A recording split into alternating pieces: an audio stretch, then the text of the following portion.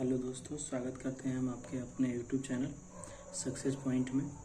तो जैसा कि पिछले वीडियो में हमने चर्चा किया था भारत में यूरोपियों के आगमन के बारे में, और उस वीडियो में हमने चर्चा किया था पुर्तगीज के बारे में। तो चलिए आज हम शुरू करते हैं नोट्स वाइज कैसे नोट्स बनाएंगे इस टॉपिक से, जिससे कि हमारा जो आने वाला एग्ज़ाम होगा उससे सभी क्वेश्चन इसमें आ जाए। तो शुरू करते हैं। सबसे पहले हम लोग बात करेंगे पुर्तगीज के बारे में। तो पुर्तगीज में सबसे पहले हम लोगों ने बात किया था वास्को डी गामा के बारे में। तो जैसा कि आप लोग नोट्स में देख सकते हैं कि वास्को डी गामा सबसे पहले केप ऑफ गुड होप की सहायता से होते हुए उत्तर महासागरीय, जिसे हिंदी में बोलते हैं, की सहायता से एक गुजराती पथ प्रदर्शक अब्दुल मुनीक की सहायता से भारत में प्रवेश किया था। और ये भारत में कालीकट, जो कि केरला में स्थित है, कालीकट केरल के कालीकट में 17 मई 1498 में कप्पक डाबू नामक स्थान पे आया था। और आपको बता दें कि उस समय कालीकट के जो शासक थे वो जमोरिन थे, और जमोरिन ने वास्को डी गामा का बहुत ही हर्षोल्लास से स्वागत भी किया था। और वास्को डी गामा जब यहाँ से वापस जाने लगा अपने देश को, यानी कि पुर्तगाल को, तो जो शासक थे जमोरिन, इन्होंने उसे उपहार के रूप में ढेर सारे मसाले प्रदान किए। और ये जितने भी मसाले थे, ये मसाले जब वास्को डी गामा अपने देश यानी कि पुर्तगाल में जाके इसने इन मसालों को बेचा, तो इसे अपने आने जाने का जितना खर्च लगा था, इंडिया में आने जाने का जितना खर्च लगा था, उस सभी खर्च को काट लेने के बाद भी उसे 60 गुना मुनाफा हुआ। तो इससे हम लोग इस बात को समझ सकते हैं अच्छे से कि उस समय मसालों की कीमत जो ईस्ट के जो कंट्रीज़ थी वहाँ पे काफ़ी ज़्यादा थी। और इसीलिए, या यूँ कहें इसी लालच में, वास्को डी गामा फिर से दोबारा 1502 ईस्वी में भारत आया था। तो ये टॉपिक जो महत्वपूर्ण टॉपिक है, हमने यहाँ पे आपको नोट करा दिए हैं। और आप चाहें तो ऐसे ही जैसा का तैसा नोट कर सकते हैं, या फिर आप अपने बुक से पढ़ के अपने हिसाब से भी नोट्स बना सकते हैं। लेकिन मैं एक बात आप लोगों को ज़रूर कहना चाहूँगा कि नोट्स ऐसा बनाएं कि महत्वपूर्ण टॉपिक कम शब्दों में ज़्यादा महत्वपूर्ण शब्द, मतलब ज़्यादा महत्वपूर्ण टॉपिक कवर कर सकें, ताकि जब आपके एग्ज़ाम नज़दीक हो तो आप अच्छे से उसको रिवीजन कर पाएँ। तो कोशिश करिएगा कि जो आपके नोट्स हों वो ज़्यादा मोटे ना हो, पतली बुक हो, और वो कम शब्दों में ज़्यादा ज्ञान आपको मिले। अगली टॉपिक पे हम आते हैं तो देखते हैं कि जो दूसरा पुर्तगाली 1500 ईस्वी में भारत आया था, उसका नाम पेड्रो अल्वारेज कैब्रल था। और ये जो वास्को डी गामा ने मसाला वहाँ पे बेचा था, उसके लाभ को देखते हुए यहाँ पे यूरोपियों के आगमन को दर्शाता है। तो एक बार हम लोग ये भी देख लेते हैं कि यूरोपियों के आगमन का क्रम क्या था। तो सबसे पहले पुर्तगीज आए थे, उसके बाद डच आए थे, उसके बाद ब्रिटिश आए थे, फिर डेनिश और फ्रांसीस अंत में आए थे। तो हम लोग बात कर रहे हैं पुर्तगीज के बारे में। तो इनके बारे में अगला टॉपिक हम लोग देखेंगे कि सबसे पहले इन्होंने अपने दुर्ग का निर्माण कोचीन में 1503 ईस्वी में किया था। और फ्रांसिस्को डी अल्मेडा, जिसे कि पुर्तगाल का पहला, जब इन्होंने अपने दुर्ग का निर्माण किया तो गवर्नर के रूप में फ्रांसिस्को डी अल्मेडा, जो कि प्रथम पुर्तगाली था, गवर्नर बनकर 1505 ईस्वी में भारत में आया। और 1505 ईस्वी में जो दूसरा दुर्ग बना था कन्नूर में, उसे यहाँ का गवर्नर बनाया गया। 1509 ईस्वी में फ्रांसिस्को डी अल्मेडा ने मिस्र, तुर्की, गुजरात की संयुक्त सेना को पराजित कर द्वीप पर कब्जा कर लिया। और अल्मेडा से एक सबसे महत्वपूर्ण टॉपिक याद रखने वाली चीज़ है कि ब्लू वाटर पॉलिसी, इसके जन्मदाता हम लोग अल्मेडा को ही मानते हैं। ब्लू वाटर पॉलिसी हिंद महासागर में व्यापार नियंत्रण के लिए बनाई गई पॉलिसी थी। इसका मतलब ये था कि हिंद महासागर से होकर आने जाने वाले जहाज़ों पर देख रेख अल्मेडा की निगरानी में होता था। अगला जो गवर्नर बन के आया उसे अल्फांसो डी अल्बुकर्क कहते हैं। अल्फांसो डी अल्बुकर्क अल्मेडा के जाने के बाद 1509 ईस्वी में भारत आया था, और इसे पुर्तगाल का वास्तविक संस्थापक माना जाता है भारत में। और भारतीयों की सेना में भर्ती का श्रेय भी अल्फांसो डी अल्बुकर्क को ही जाता है। अल्बुकर्क ने भारत में जो पुर्तगीज आए थे उनको प्रोत्साहित किया कि वे भारतीय स्त्रियों से विवाह करें ताकि वो यहाँ के लोगों से भी अपने संबंध स्थापित कर सके। उसने 3G नामक एक दिया था। 3G का मतलब था गॉड, गोल्ड और ग्लोरी। गॉड का मतलब था ईसाई धर्म का प्रचार करना। गोल्ड का मतलब था कि सोना का यहाँ से जितना ज़्यादा से ज़्यादा हो सके सोना पर कब्जा करना, और ग्लोरी मतलब यहाँ अपने लिए प्रतिष्ठा यानी कि इज्जत कमाना। तो ये चीज़ हम लोग ध्यान रखेंगे 3G के बारे में।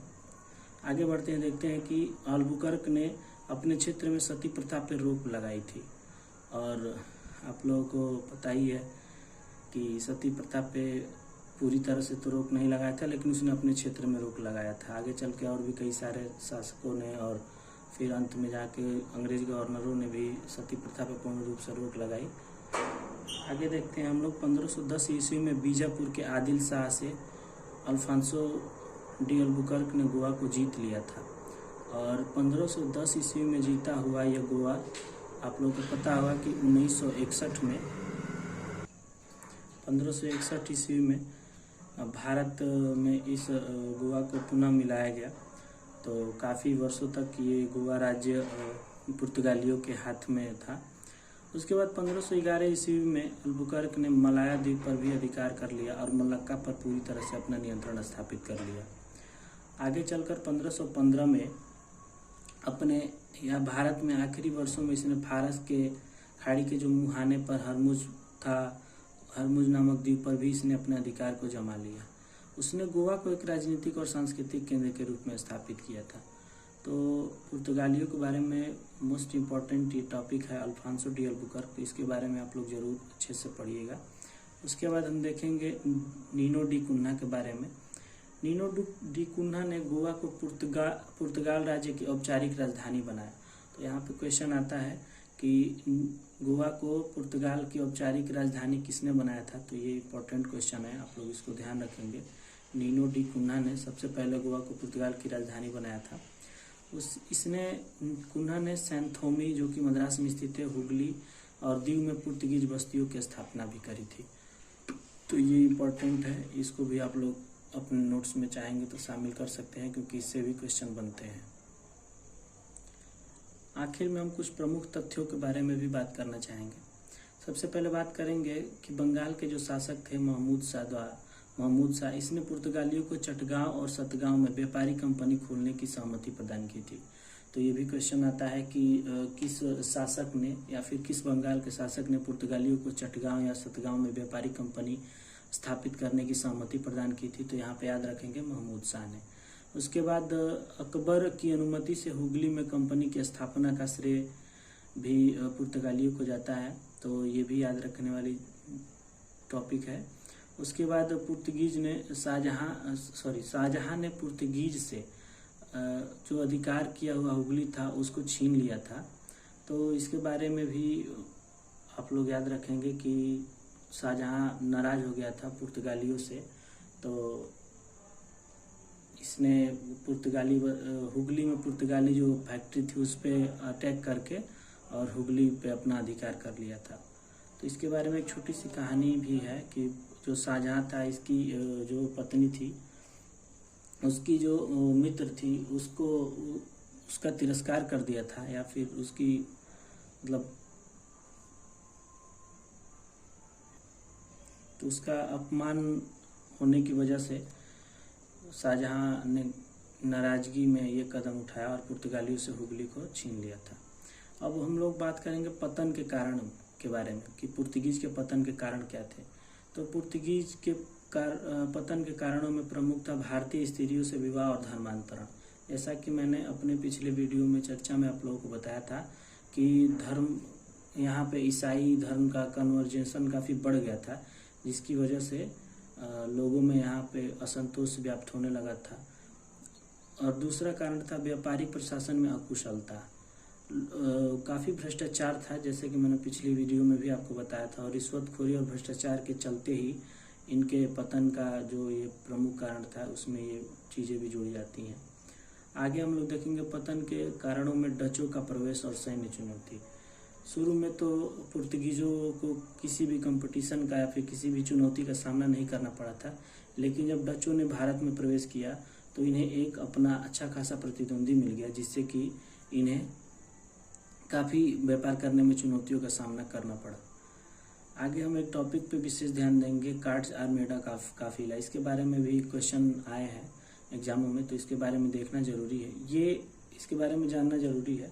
देख लेते हैं। ये एक समुद्री व्यापार था और नियंत्रण व्यवस्था थी, जिससे जो भारतीय या अरबी जहाज होते थे उनको इस के तहत परमिट की आवश्यकता होती थी, और इस कार्टेज में या फिर इस में काली मिर्च और गोला बारूद पे पूरी तरह से रोक लगा दी गई थी कि काली मिर्च और गोला बारूद का आप लोग व्यापार नहीं कर सकते हैं। आगे हम लोग देखेंगे कि पुर्तगीजों ने भारत को क्या दिया या फिर भारत को क्या देन थी पुर्तगीजों की तरफ से।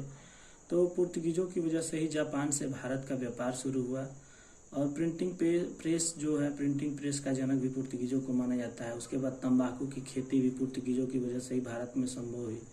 चूँकि ये अच्छी बात तो नहीं है, लेकिन जो चीज़ है उसको हम लोग को याद रखना है एग्जाम के रिलेटेड। उसके बाद जो विभिन्न प्रकार के फल थे, जैसे कि पपीता, संतरा, लीची, अनानास, काजू, बादाम, शकरकंद आदि भी पुर्तगालियों की देन थी। तो आज हम लोगों ने नोट्स बनाने के लिहाजा से ये टॉपिक जो पुर्तगाली था ये हम आज कंप्लीट कर चुके हैं। आगे हम लोग डच के बारे में पढ़ेंगे, तो मैं कोशिश करूँगा कि डच के बारे में एक ही वीडियो बनाऊँ, एक छोटा सा वीडियो, उसमें थोड़ी सी चर्चा करके और फिर नोट्स वाइज उसका एक वीडियो कंपाइल करके आप लोगों को दे दिया जाए। चलिए ठीक है, अपना केयर करिए और अच्छे से पढ़ते रहिए। भगवान आपको जल्दी सफलता दिलाए। बाय।